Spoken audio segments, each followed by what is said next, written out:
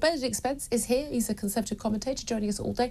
Good morning to you. Good morning. Just some breaking news for us just as we get underway. I don't want to get too London-centric, but of course it is a capital city. The London Underground workers, including drivers, are to stage a series of strikes next month in a dispute over pay. It's just been announced by ASLEF, the union.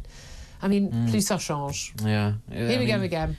Maybe if you just sort of, they have enough strikes, you'll end up being sort of on time for your next train rather than, missing the one that you were meant to get. I mean, are we surprised? It just happens very regularly, and when they're not on strike, it doesn't work.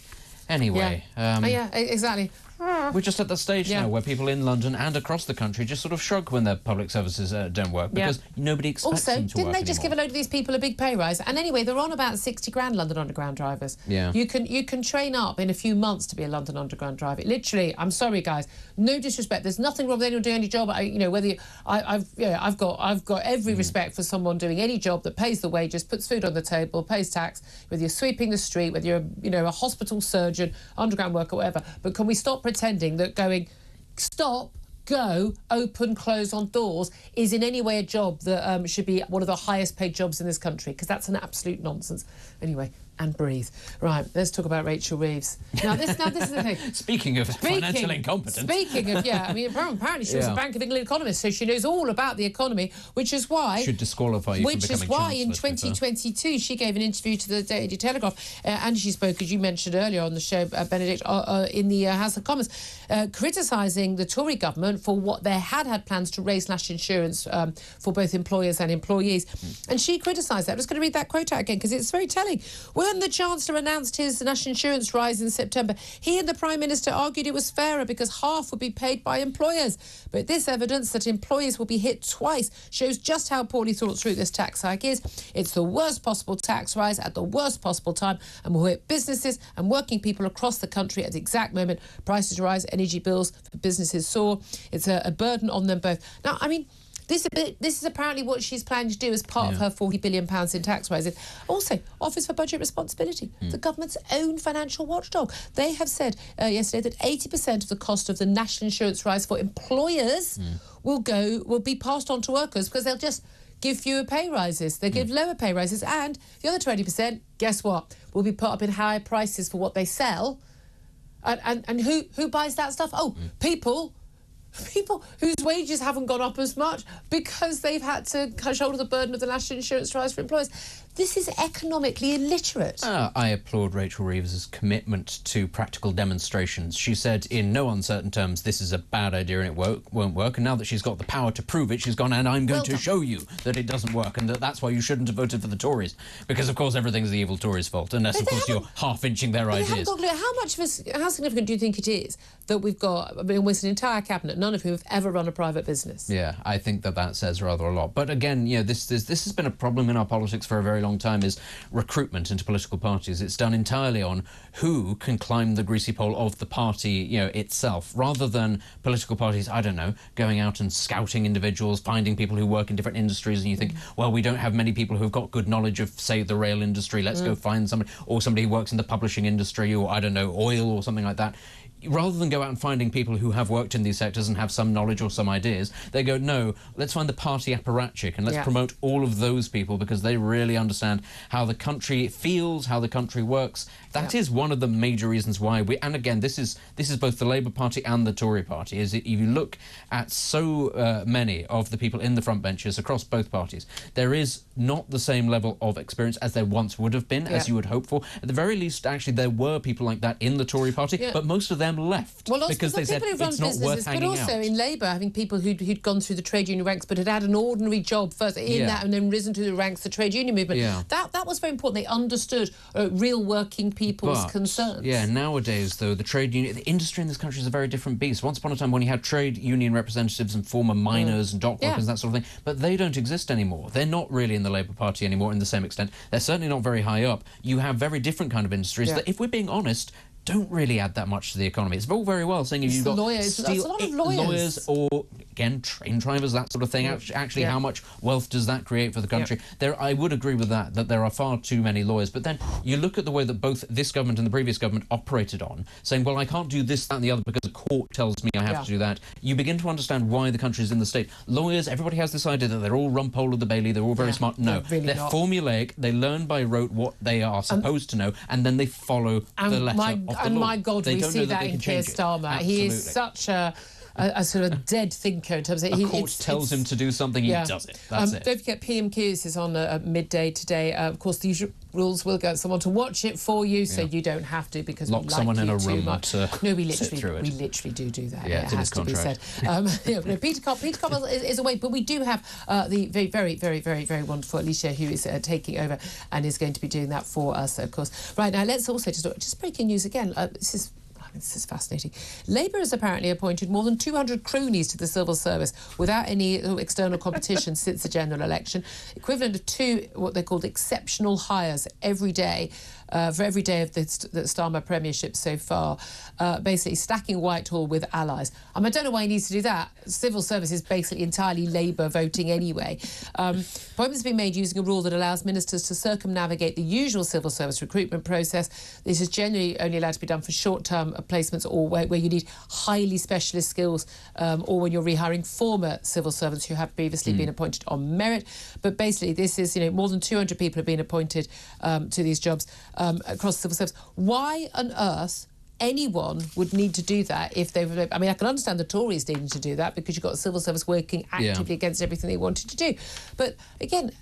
Here's my thing. I don't have a problem with the civil service being political. I think it's perhaps to the extent that now it is now so political, we may as well do it openly. And I want experts. I think it's very, very clear now that the civil service they're not the best in the world, they're not the pride of Britain, they're not politically neutral, and they're not expert because they spend an absolute fortune on external experts to do their work for them, consultancies, and we pay for that as well. So maybe we should just be honest about it, and we should have governments just bringing in the new top people. Everyone else has to be neutral, but the top layer is an entirely political hire. Maybe we'd be honest about that. You've forgotten the best part, which is that when they fail at their jobs, they don't get sacked. They get moved to a different department. Absolutely. They never leave. I think, for a start, I think it would be better if we did just officially call them crony, chief crony to the Treasury or something like that. But I tend to take the view that the American system is better. At least be upfront about the people you're parachuting in. Appoint because people vote for you on that basis. Actually, they expect there to be some consensus. I have no issue. Exactly. I don't discuss how I actually carry my vote. I think you can make a solid guess about who I didn't vote for at this election.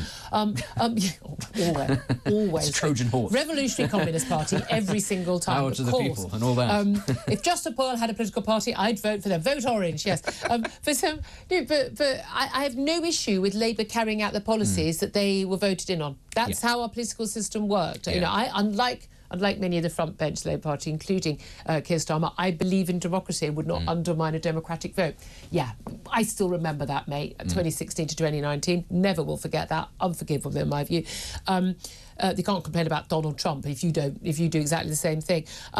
Let's just be honest about it. And we want civil servants who will do what they're sodding well told to do. Yes, that's the job. They are servants. Yeah, and this was one of the big cornerstones, one of the reasons why Boris Johnson was prepared to sort of bring in Dominic Cummings, because he said, look, this is an edifice that needs to be changed. And I'm almost certain you will hear the same things coming out of the Labour government when they realise, oh, actually, this is a system that is not fit for purpose. I'm almost certain that this will probably end up being the downfall of Morgan McSweeney, as it was the downfall really of Dominic Cummings. You're not able to get anything done. So at least we will get at some point in the next couple of years cross-party consensus that the actual political system in this country doesn't work. Does that mean that anybody will change it? Well, the Tories said that they were going to do that for 14 years and didn't. Maybe Keir Starmer will do it in 5. I rather doubt it, given that, as you said, he himself, he does not have the imagination. He likes things that are formulaic. He likes procedures to be followed, and he has no idea that as Prime Minister he can actually change the law even if a judge says that he can't do it. And this is the thing that's always blown my mind, is this idea. But there was a law made ages ago by MPs, like the Human Rights Act and stuff like that, so we can't change it. It's like,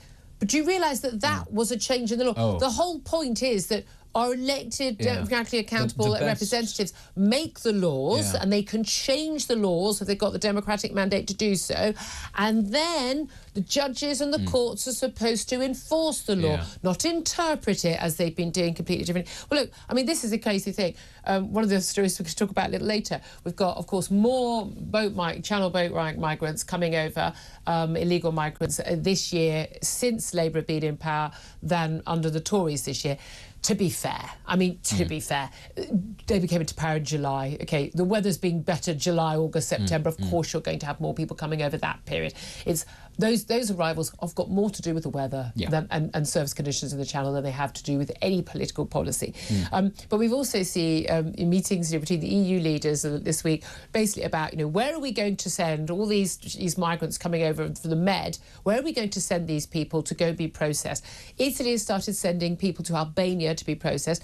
This is just a couple of months after Labour have abandoned our Rwanda plan. Now, I never thought the Rwanda plan was... I thought on principle they should be allowed to do it. I never thought it was going to be the solution to all our problems. But in this bizarre situation where we're not enforcing basic rules here, and criticising things, and yet our supposed EU allies, the really civilised people in the EU who aren't bigots who voted for Brexit, apparently that's Labour's version of events, they're doing exactly the same thing. Or is Albania so much better than Rwanda? I don't know. No, I mean, Albania, let's not get into what Albania is like as a country. I could be here all day, and it's the reasons why. That's very funny that probably the same people who are sending the people to Europe in the first place are almost certainly taking kickbacks to then house them in the facilities that they're... Like, it's an incredibly corrupt regime. It's incredibly, unbelievably so, which in many ways is why Italy has so much authority over it, because the Italian mafia and the Albanian mafia are quite literally like that. They're in bed together. But on the subject of, sending people overseas, we are literally one of the few countries that still has overseas territories that we could have sent them to. But of course now we're in the business of giving those away and paying other people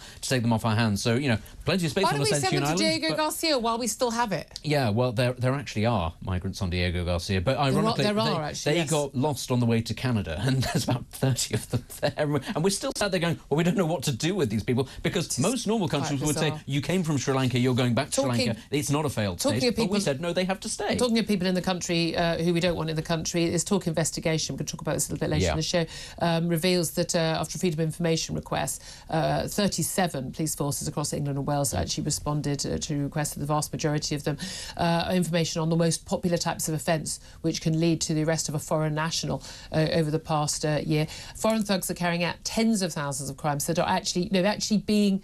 These are the ones they're convicted of, OK? Convicted of. 120,000 crimes across the country last year. That's just recorded crimes. Now, the most common are assault, drug dealing and shoplifting offences. I know. I'm as surprised as you are, given the state of my local high street on this. But this is something that's actually led to the arrest of somebody. Now, given the vast majority of people who shoplift and the vast majority of people who drug deal and the vast majority of people who commit assaults are never caught, are never charged, they certainly ain't prosecuted and actually convicted.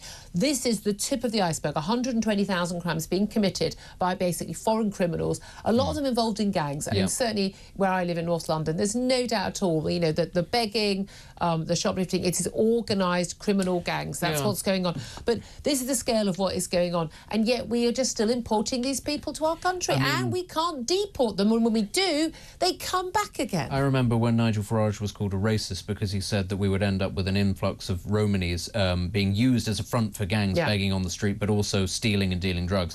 And you can find them now in every major city. My local high street, an awful lot of Romanian. Well, by the way, a very good member of my family is Romanian, and completely agree with him on that. Oh yes, that's the funny thing. Having lived in Romania and understanding the level of corruption, a lot of well-to-do, upper middle class, upwardly mobile Eastern Europeans have very strong views about their fellow countrymen and women of certain backgrounds being allowed to come here in the first place. They are much more against it than even the average British. Because they live the reality. But honestly, most sensible countries would just deport these people, but we don't. We're one of the few, again, because we take the letter of the law and we go, well, it's against their international human rights. Almost every other country just goes, haha, that's nice, off you go.